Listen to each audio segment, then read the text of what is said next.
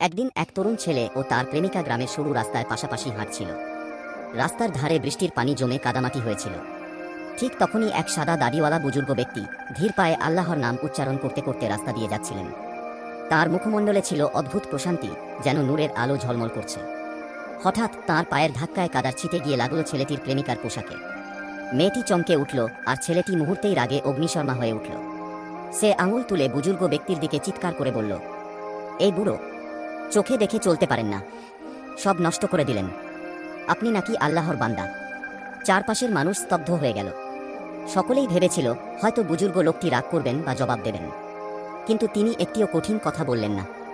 বরং আকাশের দিকে তাকিয়ে শান্ত কণ্ঠে শুধু বললেন, আল্লাহ, তুমি তো সবকিছুই দেখছ। তারপর তিনি আবার ধীর পায়ে হাঁটতে লাগলেন। কিছুদূর যাওয়ার পর হঠাৎ ছেলেটি মাথা ঘুরে মাটিতে লুটিয়ে পড়ল। তার বুক ধড়ফড় করতে লাগলো, শ্বাসকষ্ট বাড়তে লাগলো, মুখ ফ্যাকাশে হয়ে গেল। মৃত্যুর দ্বার প্রান্তে সে কাতরাতে লাগল। চারপাশের মানুষ ছুটে এলো, আতঙ্কিত কণ্ঠে ফিসফিস করতে লাগলো, এটা তো আল্লাহর গজব। আল্লাহর অলি মানুষকে অপমান করা শাস্তি এত দ্রুত নেমে এলো। ভিড়ের একজন বলল, তাড়াতাড়ি সেই বুজুর্গ ব্যক্তি কাছে নিয়ে যাও, তার কাছে ক্ষমা না চাইলে এই ছেলেটা বাঁচবে না। লোকজন দৌড়ে ছেলেটাকে নিয়ে গেল বুজুর্গ ব্যক্তি কাছে। অসুস্থ ছেলেটি কাঁপতে কাঁপতে বুজুর্গের পায়ে পড়ে কেঁদে বলল, হুজুর, আমাকে মাফ করে দিন, আমি অজ্ঞতার কারণে আপনাকে অসম্মান করেছি। আল্লাহর কাছে আমার জন্য দোয়া করুন। বুজুর্গ ব্যক্তি ছেলেটাকে বলল, বাবা, কাউকে বট কথা বলো না।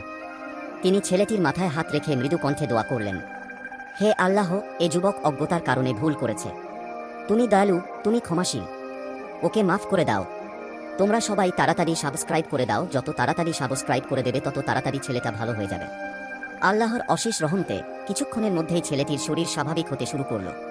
তার শ্বাস ঠিক হলো, মুখে রং ফিরে এলো। সবাই বিস্ময়ে তাকিয়ে রইল।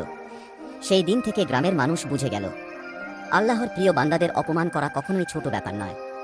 আল্লাহর বন্ধুদের সম্মান করা মানে আল্লাহর ইজ্জতকে সম্মান করা। যারা আল্লাহকে স্মরণ করে, আল্লাহ তাদের মর্যাদা দুনিয়া ও আখিরাতে উঁচু করে দেন। আর যারা তাদের অপমান করে, তারা কখনো সফল হতে পারে না। তাই আমাদের উচিত সবসময় বিনয়ী থাকা, মানুষকে সম্মান করা, আর আল্লাহর বন্ধুদের প্রতি ভালোবাসা ও শ্রদ্ধা রাখা।